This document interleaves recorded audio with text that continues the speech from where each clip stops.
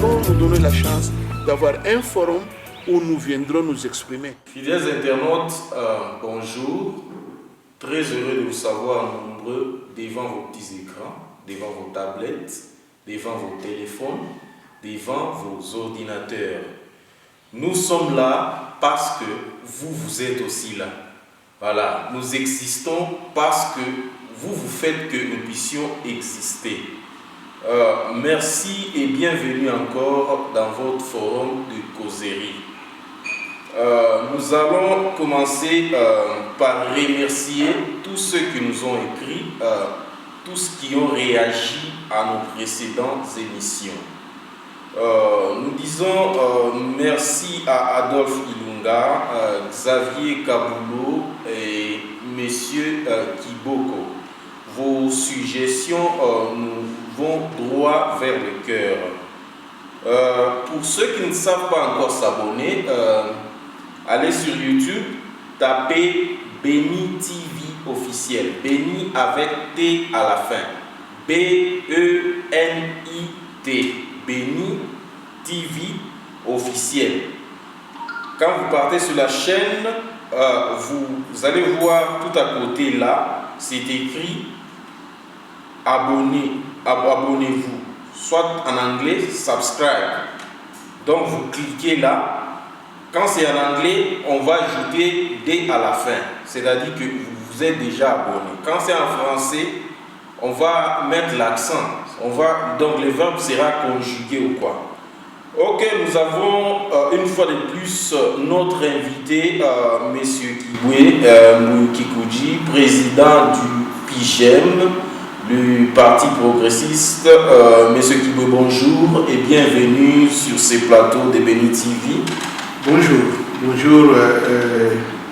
Je réitère aussi mes salutations à toute la communauté congolaise d'où elle existe et d'où elle vit, celle qui est en exil ou bien en diaspora, la jeunesse congolaise au pays et partout dans le monde.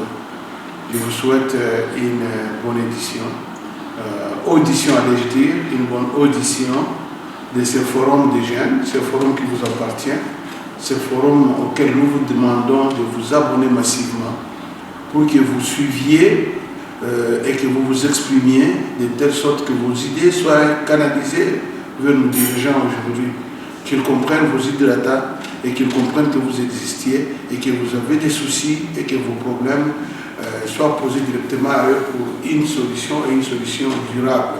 Je vous remercie pour la confiance que vous faites déjà à Béni TV qui venait de commencer et qui enregistre déjà un nombre impressionnant de jeunes. Nous vous souhaitons une très bonne audition et nous voudrions que vous fassiez de ce plateau le vôtre en interchangeant vos idées et en donnant même l'orientation de cette station, comment vous la voulez, comment vous voulez et qu'est-ce que nous devons faire pour que nos idées puissent atteindre acquis des droits. Voilà un peu le but de ce forum. Nous le voulons vraiment un forum interactif, de telle sorte que vous participiez tous. Je vous remercie. Ok, sans plus tarder, nous avons reçu M. Kibwe la fois passée en qualité d'ancien DG de la SNCC. L'ancien PDG, l'ancien et le tout dernier PDG de la SNCC. Vos réactions nous ont poussé encore aujourd'hui de vous tenir devant vous et de poser quelques questions que nous n'avons pas pu poser la fois passée. Il y a un internaute qui nous a écrit depuis Kipushi. Il a dit Monsieur Kibwe était PDG en son temps. Il a dit à ce jour nous comptons 270 mois d'impayement. Et Monsieur Kibwe étant ancien PDG, il a aussi les mois qu'il a laissés d'impayement. Qu'en dites-vous, Monsieur Kibwe? Dans ma dernière édition, disons la dernière fois que nous étions ensemble, Je vous ai dit que lorsque je suis arrivé à la SNCC, j'avais trouvé 26 mois d'impayement. Et je me suis efforcé pour les apirer. Vu le temps que nous avons passé à la SNCC, nous ne sommes pas arrivés à la fin pour épirer tous les 26 mois qu'on avait trouvés. Néanmoins, si les 26 mois, j'avais apiré 24 mois, c'est vérifiable, ce n'est pas de l'utopie, c'est quelque chose qui est consigné à la SNCC. Sur le 26 mois, j'avais apiré 24, j'ai laissé 2. Voilà, c'était des arriérés, attention, les arriérés que j'avais trouvés, je les avais apirés. Mais je n'ai pas laissé une dette de paiement des travailleurs pour ce qui concerne ma gestion. Les travailleurs étaient payés et ils étaient payés jusqu'à ce que je sois parti. Très cher internaute, vous avez entendu, M. Kibwe a trouvé 26 mois d'impayement et il n'en a laissé que 2. Donc, les mois qu'il a laissés, ce ne sont pas ces mois à lui, mais de ceux-là qui lui ont précédé à la société. Un autre internaute nous a écrit, il dit vous les politiciens, vous êtes flatteurs quand vous êtes au chômage. Quand vous êtes au chômage, vous essayez de venir avec des paroles qui flattent pour que vous puissiez trouver de l'emploi. Une fois aux affaires, vous retournez à vos anciennes mauvaises habitudes, les détournements et autres.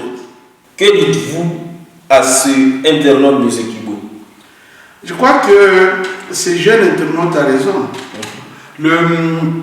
Les politiciens utilisent la jeunesse, nous l'avons toujours décrié, utilisent la jeunesse pour leur accession.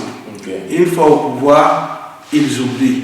Moi, ce que je demanderais à ces internautes, c'est question de leur dire que voilà, ils doivent regarder dans le passé des gens, fouiller. C'est pourquoi, avant de voter, ou bien avant de propulser quelqu'un, avant d'appeler quelqu'un président, et ainsi de suite, il faut fouiller son passé. Hein? Bon, ils disent que bon, c'est parce qu'on est au chômage ou qu'on est en train de parler une fois qu'on en a écouté. Moi qui pouvais, je ne suis pas au chômage. Et ayant été à l'école de muséisme, qui m'avait appris l'autoprise en charge, une fois que j'avais quitté la SNCC, je me suis lancé dans mes affaires personnelles. J'ai quitté la SNCC il y a presque 20 ans aujourd'hui. Et depuis que musée est mort en fait, et depuis que musée est mort, je me suis pris en charge. Et vous savez aussi, il y a un adage américain qui dit If you make it in New York, you can make it everywhere. Je suis un New-Yorkais, j'ai vécu aux États-Unis, j'ai appris la débrouillardise, et je connais me débrouiller, et je connais comment survivre. J'ai survécu, et je continue à survivre. Mais mon souci n'est pas celui-là. Mon souci, c'est qu'est-ce que je peux apporter à la jeunesse? Qu'est-ce que je peux apporter à la nation? Je dois beaucoup à cette nation. D'abord, je suis congolais.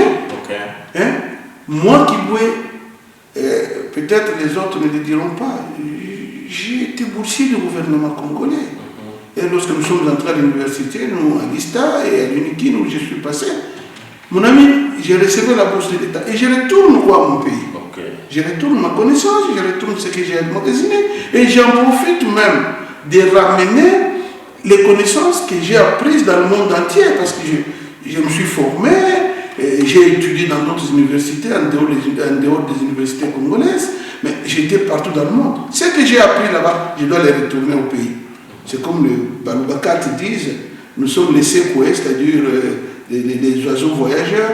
Et une fois qu'ils vont très loin, ils ont toujours tendance à revenir chez eux pour ramener ce qu'ils ont trouvé ailleurs chez eux. Et c'est ça le souci qui m'anime personnellement.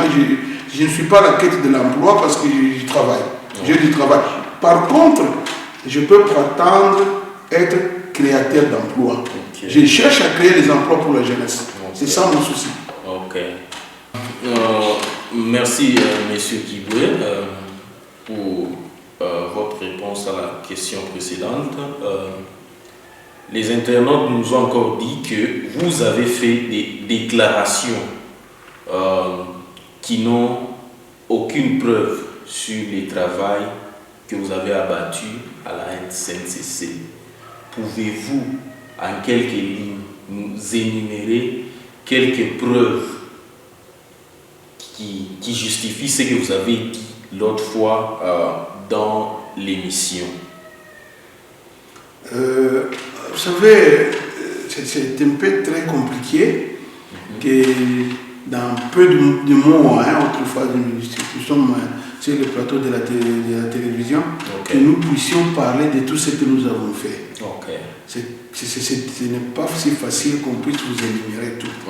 Cependant, les gens, nous avons parlé beaucoup sur la politique de la gestion de la SNCC. Et, tout ce que je peux dire à quiconque doute de ce que nous avons fait, ce n'est pas mauvais. Moi, j'ai eu des esprits critiques. Des gens qui critiquent et qui posent des questions pour savoir si ce que nous disons est vérifiable. La première des choses, c'est d'aller à la SNCC, vérifier la véracité de ce que nous disons. La deuxième des choses, c'est de demander au travail de la SNCC qui peuvent vous dire ce qui a été vraiment la gestion de M. Kiboué. La troisième des choses, il y a eu des publications qui ont été faites. Et ces publications se trouvent dans les bibliothèques du monde entier aujourd'hui.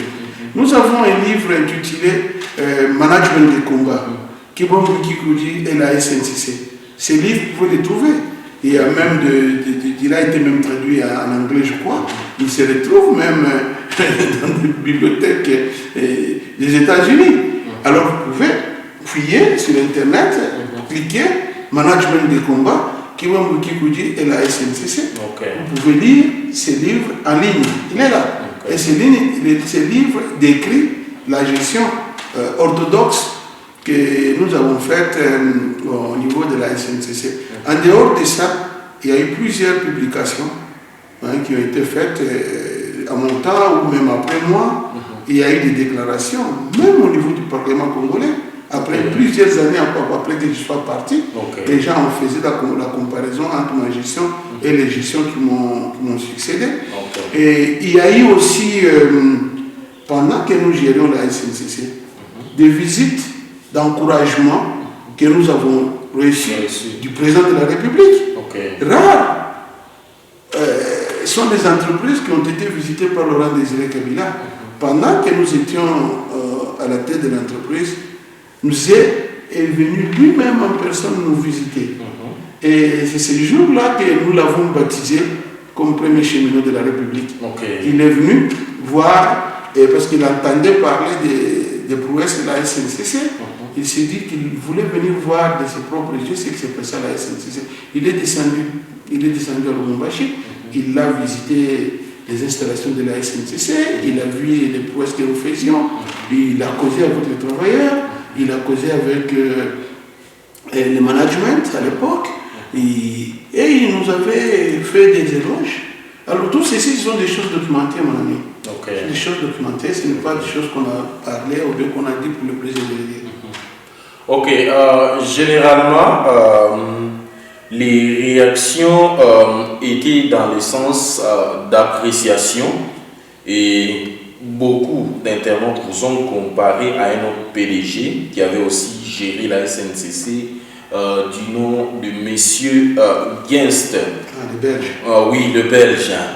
Donc, merci pour vos réactions. Nous allons maintenant entamer un autre point. Les gens disent que vous avez, l'autre fois vous avez dit que vous avez établi une politique d'autonomisation à l'entreprise. En quoi est-ce que cette politique d'autonomisation vous a rapporté à l'entreprise? Oui, je crois que je vous ai dit que la politique d'autonomisation, c'est une politique qui j'ai triché du JR, donc Japanese Railways. C'est lors de mon voyage au Japon, en causant avec le PDG de Japan Railways, M. Yamamuchi, je pense, c'était son nom à l'époque. Lorsque je suis arrivé au Japon, j'étais très curieux. Je voyais les chemins de fer japonais être parmi les chemins de fer modernes. Parce qu'on était toujours dans des réunions, on disait qu'il faisait d'argent, tandis que les autres chemins de fer du monde aussi, il y en avait qui étaient subventionnés par le gouvernement. C'était différent des chemins de fer japonais. Alors, j'étais curieux, je posais des questions. Mais c'est Yamamoto qui m'avait dit que lui, c'est parce qu'il avait fait la politique d'autonomisation. Et cette politique, j'ai demandé qu'il me l'explique en profondeur. Il m'a dit que toutes les activités connexes qui ont amené à la création du chemin de fer japonais ont été autonomisées. Et il m'avait donné des documents sur l'autonomisation de ces entités. C'est à ce moment-là que je me suis dit, mais tiens, tout ce que nous avons à la SNCC a existé dans les chemins de fer japonais. Il existe les chemins de fer japonais. Et si d'aller encore plus loin, ça existe dans tous les chemins de fer du monde. Parce que, comme je l'expliquais, le chemin de fer a toujours été à l'origine du développement des villes. Les villes se créent à partir des gares. Il y a une gare ici parce qu'on exploite soit du charbon ou bien c'est un point de passage, et ainsi de suite, une ville se crée. Et la ville se crée, les marchés viennent se greffer là-dessus, et ainsi de suite. Et la SNCC n'était pas différente de toutes ces villes et de tous ces chemins de fer. C'est ainsi que vous verrez qu'au niveau de la SNCC, nous n'avions pas seulement le point que j'avais expliqué autrefois qu'on avait autonomisé. Nous avons autonomisé beaucoup d'activités qui étaient au sein de la SNCC que je n'ai pas mentionné. La SNCC avait, je vous ai dit autrefois que la SNCC avait une usine d'oxygène. Nous l'avons autonomisée. La SNCC avait les services informatiques. Nous l'avons autonomisé. La SNCC avait un journal, le journal Njanja. Là, je ne vous ai pas parlé de ce que nous avons fait du journal Njanja. Et je vais en quelques mots vous dire ce qui était arrivé avec le journal Njanja. Lorsque nous arrivons à la SNCC a son journal qu'on appelait Njanja. La Gécamine avait son journal qu'on appelait Mwanashaba. Alors, lorsque moi j'arrive, je dis, mais nous avons un journal. Et ce journal de la SNCC ne parlait que des problèmes purement de la SNCC. C'est-à-dire, lorsque nous avons des décès, les gens qui mouraient à la SNCC, des accidents, des histoires dans nos camps, ainsi de suite. Moi, j'ai demandé, comme j'avais dit, que ma politique serait la politique, l'entreprise serait une customer oriented. Donc, nous nous dirigeons beaucoup plus vers la clientèle. Donc, c'est une entreprise que j'ai voulu gérer avec les clients. Je me suis dit, notre journal change aussi de nom. Au lieu que ce soit journal d'entreprise, je vous montrerai des exemplaires.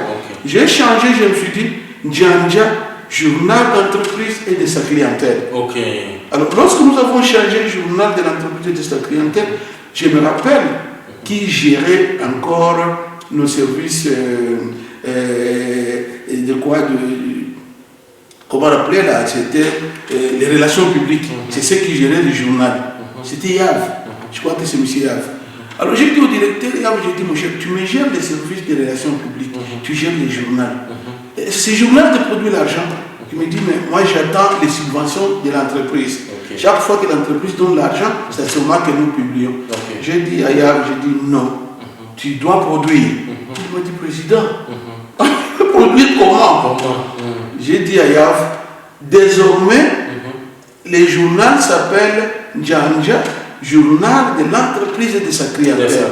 Comme nous parlons de notre clientèle, la clientèle qui transporte dans les rails, nous devons faire leur publicité dans notre journal. Une politique flatteuse, bien sûr.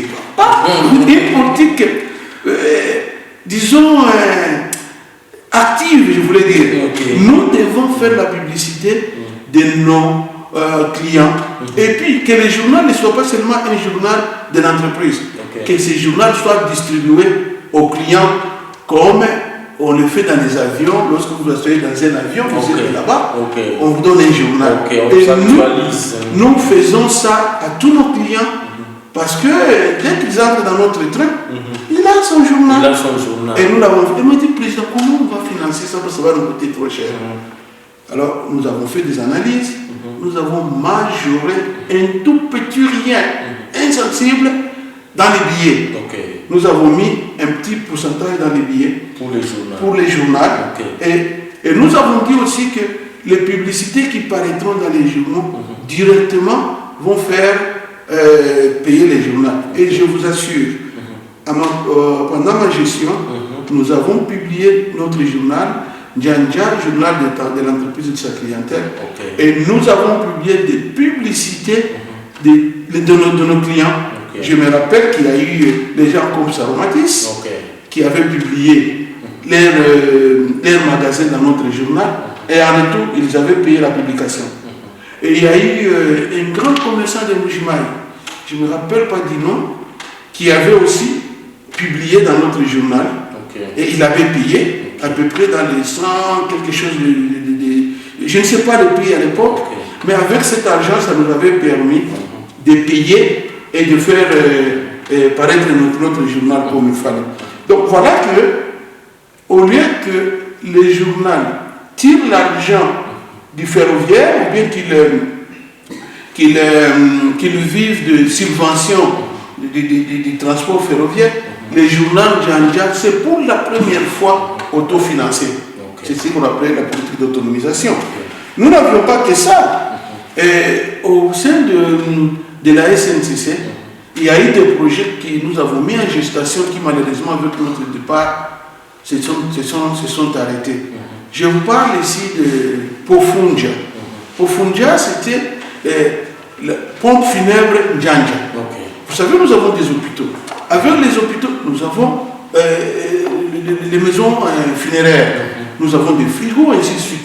J'avais dit aux autres, pourquoi nous ne développons pas cela pour que ça devienne des pompes funèbres correctes, de telle sorte que lorsque nous devons enterrer nos morts, lorsque nous devons faire des cérémonies funéraires, que ça se fasse d'une façon normale, comme l'État nous avait déjà autorisé à avoir des chambres funéraires, essayons de le faire correctement et de le faire bien. C'est ainsi que nous avons construit au sein de la SNCC le morgue. Moi je me rappelle qu'il n'y avait pas de frigo à l'époque, il y avait peut-être pour 2 places ou quelque chose comme ça. Nous avons multiplié le nombre de frigos à l'époque. Et l'idée d'en faire une vraie pompe funèbre avait surgi. Je l'avais laissé en gestation. Il n'avait pas malheureusement abouti parce que j'avais quitté la SNCC et certaines des activités sont restées en gestation. C'est comme l'histoire de pompe funèbre que je venais d'expliquer. Nous ne l'avons pas réalisé. Disons, nous ne l'avons pas réalisé à 100%. On avait entamé et puis après, je ne sais pas, après mon départ, ce qui était devenu ce qu'on devait appeler Pofunja, c'est-à-dire pompe funèbre Ndjandja à la SNCC. Il y a eu aussi un autre projet qui était très crucial, c'était le projet de la société immobilière de la SNCC. Là, je vous l'avais dit autrefois que lorsque nous avons expliqué à Mzé que nous n'avons pas de financement et qu'il y avait lieu d'utiliser les immobiliers de la SNCC comme collatéral, c'est-à-dire comme garantie, pour que les banques nous financent en donnant notre patrimoine comme garantie. Monsieur nous avait dit, quelle idée originale. Parce que tous les grands commerçants acceptent, toutes les grandes banques acceptent des maisons comme des garanties. C'est ainsi que Mzé ne voulait pas que nous vendions les maisons de la SNCC. Parce que nous, dans l'idée, c'était la création de la société immobilière de la SNCC. Et l'idée, je l'avais triché ou bien je l'avais copié du chemin de fer ivoirien de la Citaraï. C'est comme ça que la Citaraï, en Côte d'Ivoire, avait mis son patrimoine en bourse. Et nous, on avait aussi pensé à mettre notre patrimoine en bourse pour que les maisons que la SNCC avait à l'époque, plus de 500 maisons rien qu'avec Lubumbashi. Si ces maisons, nous les avons mis en garantie dans une banque pour dire que la banque nous donne autant de millions de dollars, nous voulons acheter des locomotives et nous allons rembourser. Et en contrepartie, nous garantissons avec notre patrimoine. Alors, ça pouvait se faire. Et c'est comme ça que Mzé s'était opposé à la vente des maisons. Les maisons, pas à la vente, disons, à la distribution des maisons de la SNCC aux travailleurs.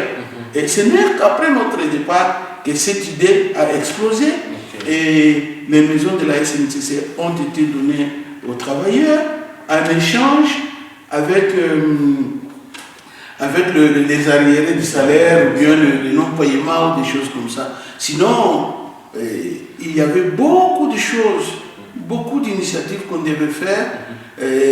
Comme on était dans l'embargo total, nous étions en train d'imaginer comment avoir l'argent. Et nous allons nous encourager lorsqu'on lui expliquait des idées pour dire voilà, nous voulons faire ceci et avec ça, nous aurons l'argent comme ça. Il y a eu beaucoup de montages qu'on devait faire ou qu'on avait fait déjà pour avoir de l'argent parce qu'il n'y avait pas de financement.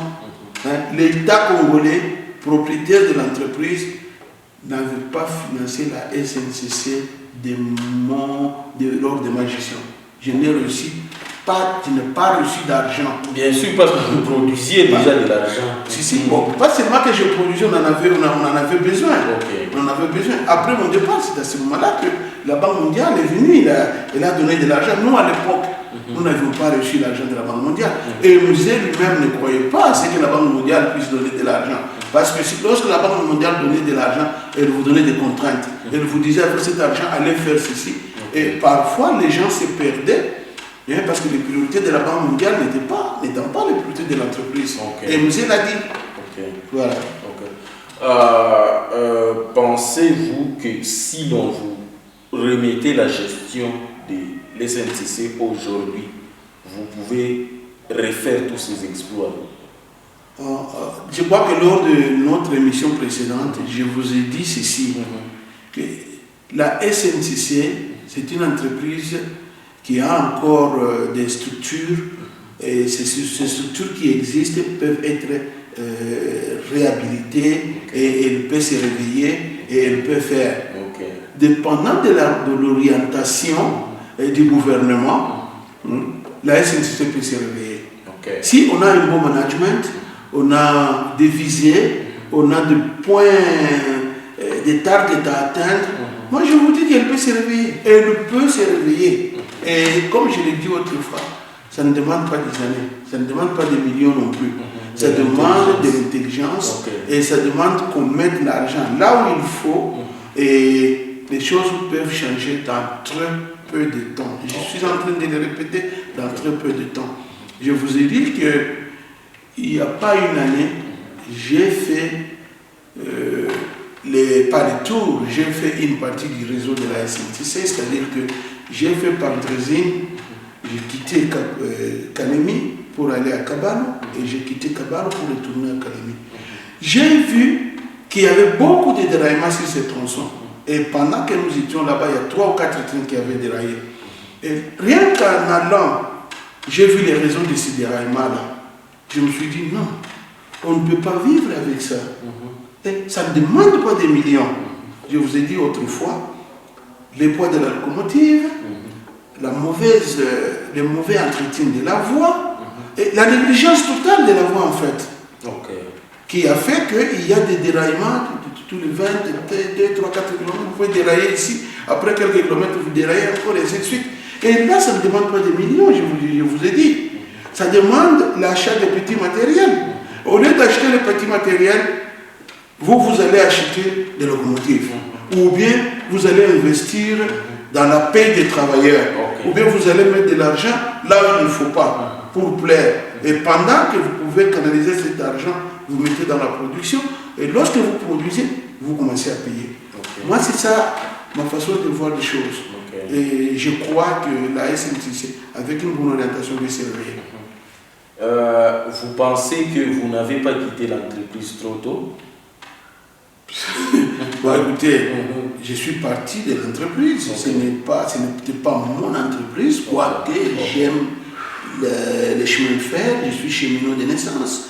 Et ce n'est pas mon entreprise, c'est l'entreprise de l'État. C'est à l'État de chercher les expertises là où elles se trouvent pour qu'elles puissent les utiliser. Tu comprends? Nous avons été,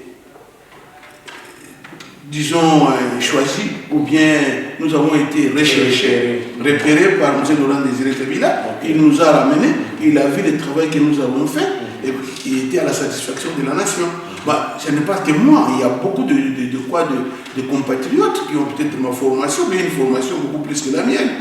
Bon, alors, c'est question de les chercher là où ils sont et les mettre à la place qu'il faut. Au lieu de prendre de n'importe quoi et mettre n'importe où. Voilà un peu la situation. Ce n'est pas que moi j'ai la parole de l'évangile, je vais. Non. Il y a des gens peut-être plus instruits que moi, plus intelligents que moi. C'est question de les chercher où ils sont et les mettre là où il faut. Je ne suis pas à la quête de l'emploi. Je me débrouille bien avec mes petites affaires. Monsieur Guiboué, êtes-vous disposé à donner quelques instructions quand on vient les... Je vous l'ai dit lors de notre précédente émission. Les malheurs pour nous les Congolais, c'est de ne pas se référer aux gens qui ont géré là où on se retrouve.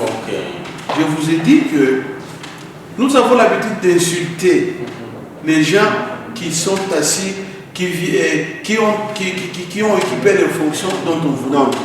Au lieu de prendre leur expérience, vous les insultez. Je vous ai dit même que j'ai vu le gouverneur de la province du Katanga défiler devant mes yeux. J'en ai vu un grand nombre.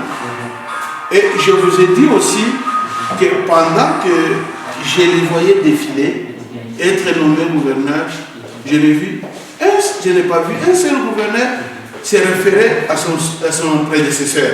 Au contraire, il ne faisait qu'insulter.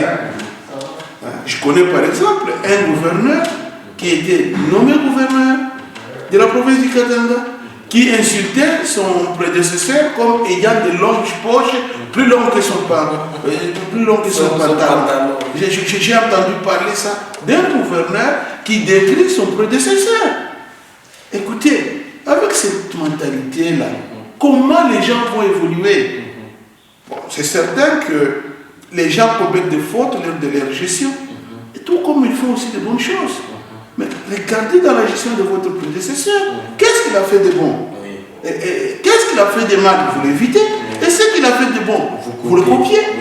Que votre prédécesseur ne soit pas votre ennemi. Nous le voyons même aujourd'hui. Les gens qui sont en train de taquiner par-ci, par-là, Kabila ceci, Kabila cela. Mes amis, Kabila n'a pas fait de mauvaises choses pour gérer ce pays. Il en a aussi de bonnes choses. Mais écoutez, s'il a fait de bonnes choses, qu'on lui jette ses frères. Il les a faites. Mais s'il a fait de mauvaises choses, qu'on les évite dans la gestion actuelle de la chose. La même chose au sein de la SNCC. Je ne dis pas que tout ce que j'ai fait était correct. Normal, parce qu'il y a eu certaines choses. Parfait. Il y a certaines choses que les autres qui diraient, mais non, là, on ne pouvait pas. Mais il y a des choses qui ont marché et que quiconque pouvait continuer avec, mais qu'ils ont abandonné. Et la conséquence est là visible. Et nous devons apprendre aux Congolais de respecter l'expertise nationale. Parce que nous avons des intelligences cupiles. La banque des données du président de la République, c'est toute la nation. Ce n'est pas sa tribu, ce n'est pas son village, ce n'est pas ses amis. C'est toute la République. Il doit se dire, moi je suis président de la République démocratique du Congo, monsieur. Il regarde les Katanga, il dit, donnez-moi les experts katangais dans différents domaines, je dois les avoir sur ma table. Et d'une façon vraiment rationnelle, correcte, il les a. On dit, mais écoutez, dans les maniements, donnez-moi autant d'expertise. Alors ici, il a tout ça comme banque de données, il va se dire, ah, voilà, j'ai besoin de telle chose. Il regarde, il appelle les gens, il les confronte, il les fait. Je peux vous dire que M. Laurent Désiré Kabila faisait cela. Il nous consultait parfois, nous qui avons été à l'étranger. Il nous disait... Mais expliquez-nous comment est-ce qu'il parvenait à vous atteindre, parce que... Mais il considérait la République démocratique du Congo, sa diaspora, tout le monde comme sa banque de données. Et chaque fois que vous recevez quelqu'un, vous êtes posé la question, est-ce qu'on a dû à tout le monde? Savez-vous quelqu'un d'autre qui peut nous aider? Comment moi, je peux vous dire que bon, j'étais aux États-Unis d'Amérique.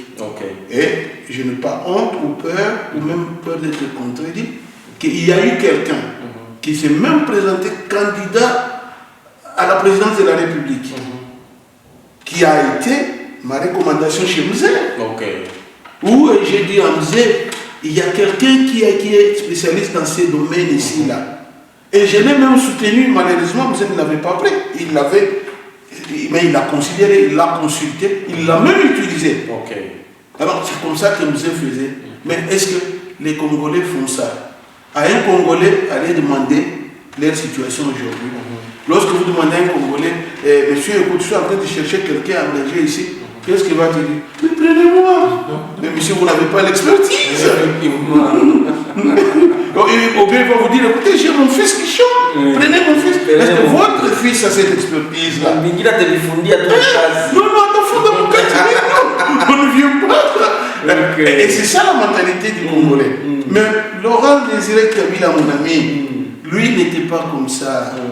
Moi, je me rappelle personnellement, d'avoir recommandé chez LDK, ou avoir parlé chez LDK de 3 ou 4 individus que je connaissais, qui avaient de l'expertise, et Mzé les avait prouvés. Et certaines de ces expertises, Mzé les avait même utilisées. Il y a même quelqu'un qui est et qui a été un homme très brillant comme candidat président de la République. Que moi, lorsque je parlais de ces messieurs-là, chez Mzé, Mzé a dit, tiens, tu le connais aussi? J'ai dit, oui, c'est une expertise, ce monsieur-là. Et Mzé l'avait appelé pour un poste clé de la République et il l'avait utilisé. Mais malheureusement, pour ce fameux poste-là, Mzé avait pris quelqu'un d'autre. Donc, vous savez, ce sont des histoires qui se passent. C'est pourquoi moi j'encourage le président de la République de prendre la République comme sa banque de données. Il doit savoir dans la diaspora il y a quoi. Vous savez que nous avons des ingénieurs à la NASA. Nous les avons, des ingénieurs congolais à la NASA. Nous en connaissons. Nous avons des grands ingénieurs qui sont en Australie, dans le domaine des mines. Alors si par exemple nous avons besoin de ces expertises-là chez nous, parce que ces gens ont peur de rentrer chez eux pour dire ils vont faire quoi? C'est comme un des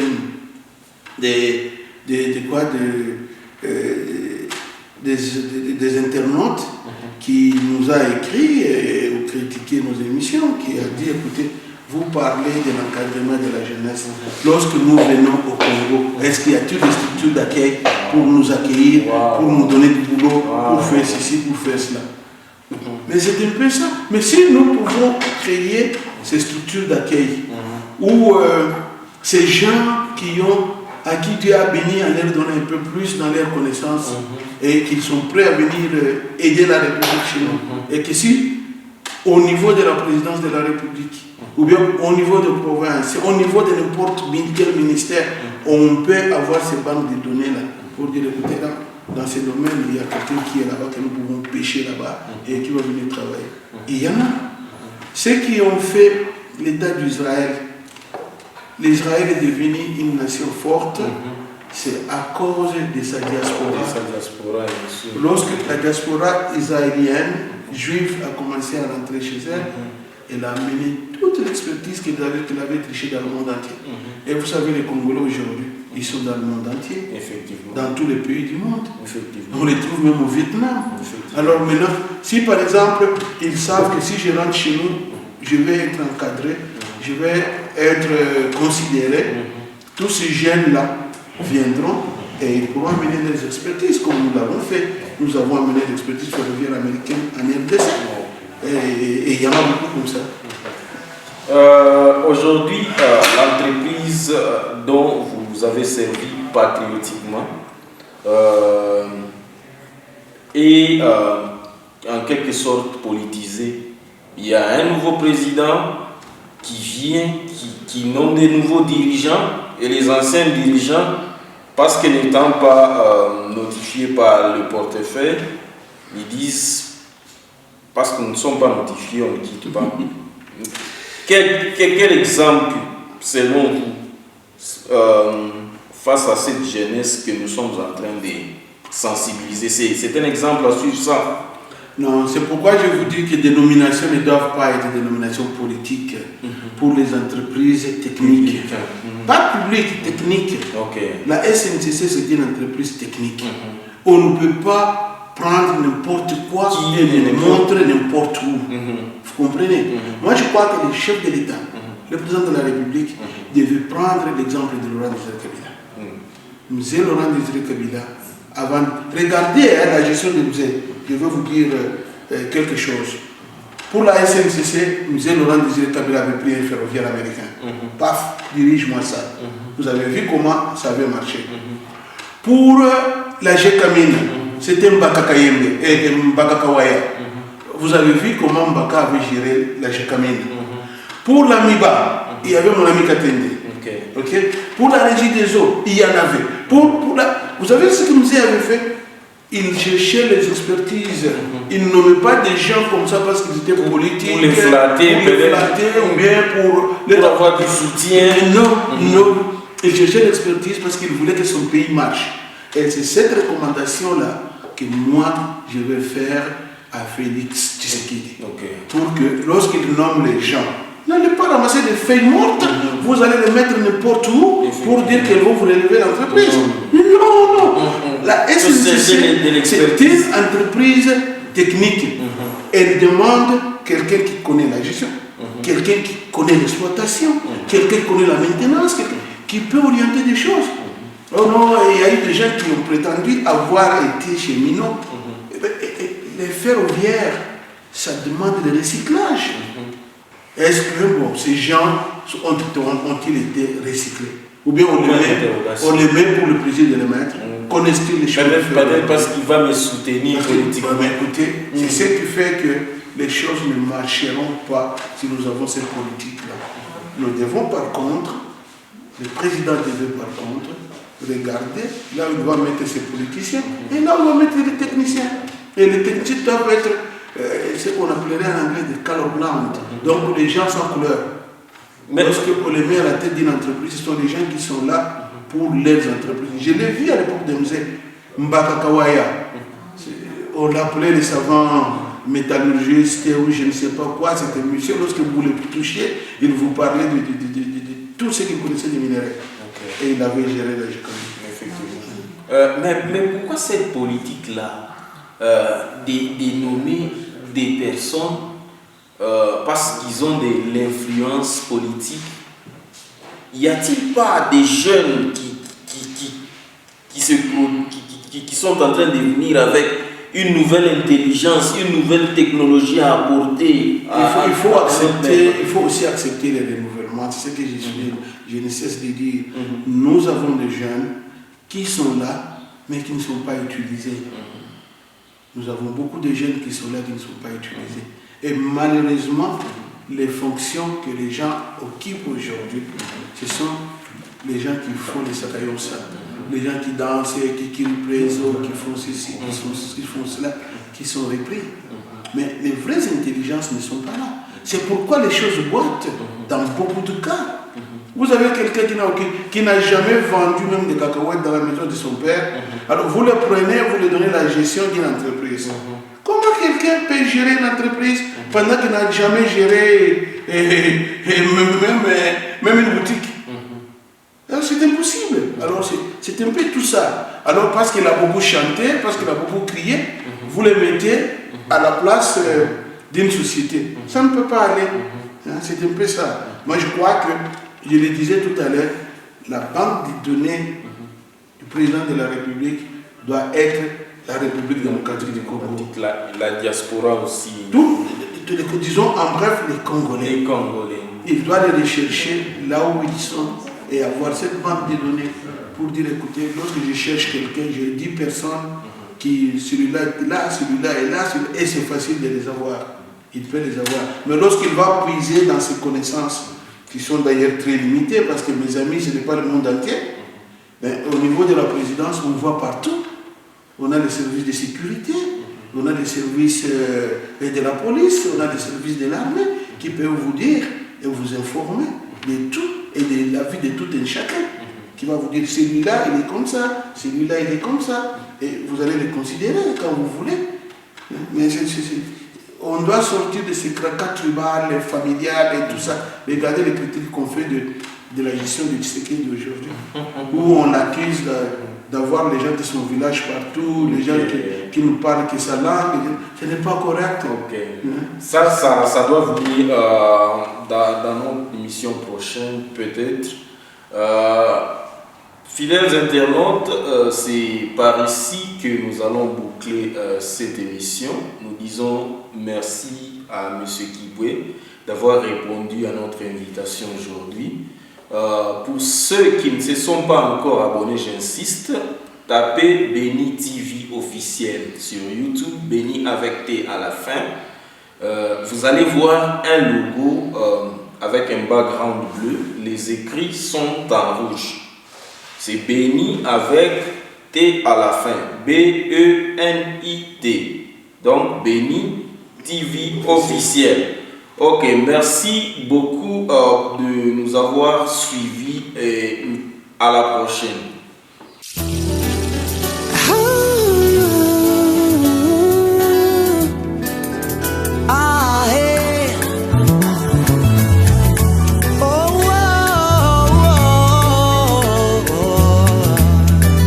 Nous allons nous donner la chance d'avoir un forum où nous viendrons nous exprimer.